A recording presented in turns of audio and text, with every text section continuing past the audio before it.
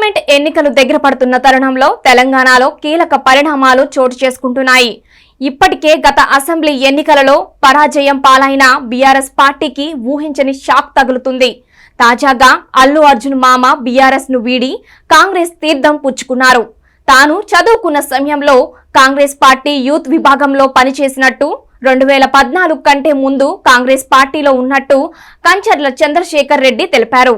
తెలంగాణ రాష్ట్రం ఆవిర్భావం తర్వాత కాంగ్రెస్ పార్టీ నుండి బీఆర్ఎస్ లో చేరి ఓటమి పాలయ్యారు.